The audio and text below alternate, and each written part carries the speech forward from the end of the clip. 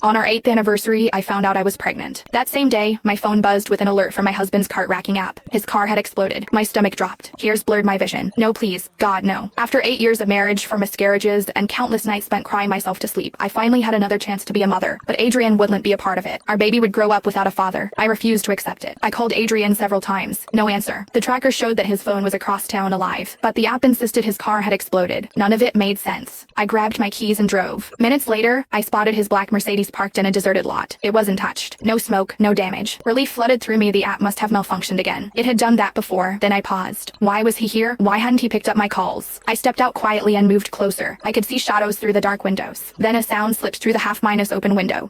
Aim Anne's low groan. I froze, covering my mouth before I could gasp. My mind screamed at me to turn back, to leave, to pretend I never came here. But my body refused to obey. Through the half-minus open window, I saw him, Adrian, with his shirt open and his fingers tangled in long dark hair as he kissed a woman's neck. Celeste, my adopted sister. The air left my lungs. My chest caved in, but I didn't make a sound. I pressed myself against the side of the car, hand clamped over my mouth as silent tears ran down my face. Adrian, the man I loved and had been married to for 8 years. And my adopted sister, the same person that Adrian had claimed to despise because of how she had made my life a living hell. Just when I thought the worst had happened, Adrian's phone rang. Fuck, he muttered, voice hoarse. Hold on, he answered with irritation. What is it, doctor? A pause. Then he grinned. Adrian ended the call and pulled Celeste close as a genuine smile spread across his face. It was something I hadn't seen for years. You're pregnant, he said softly. Celeste gasped, her hands flying to her stomach. Are you serious? Yes, he kissed her deeply. And the doctor said your womb is responding perfectly to the treatment. One more test next week to confirm everything is healed, and then we can finally start our family properly. Puppy tears streamed down Celeste's face. Oh my god, Adrian, we're going to have a baby. We are. He cradled her face in his hands. You're going to be an amazing mother. My heart bled as my hand moved instinctively to my own stomach, where my baby was growing. Celeste's smile faded slowly. What about Elena? Adrian's smile grew cold. You don't need to worry, baby. After next week's test shows you're healed, I won't need her anymore. My blood ran cold. What did that mean? I still can't believe she never figured it out. Celeste laughed. You told her it was genetic incompatibility, and she believed you. Elena is an idiot, Adrian said dismissively. She signed every consent form I put in front of her without reading a single line. The experimental treatments, the tissue samples, the terminations, she authorized all of it, thinking they were insurance forms or whatever bullshit I told her. My legs threatened to give out, but I forced myself to stay still. I had to keep listening. Those for babies, Lest murmured. You really used them to cure my womb? Every single one, Adrian replied without remorse. Different stages of development, different protocols. And it worked. You're cured, and you're carrying my child. Celeste giggled softly. Thanks to Eleno's babies. My knees went weak, and I almost dropped to the floor. It became hard to breathe, and my ears rang. My vision blurred, and for a moment I thought I would lose consciousness. My four babies hadn't died from miscarriage, they had been murdered by their father for my sister. Elena's POV. All I had to do was slip in some drugs to her meal to induce early labor, Adrian said, almost amused. Then I would tell her that there were complications. She would cry, I would comfort her,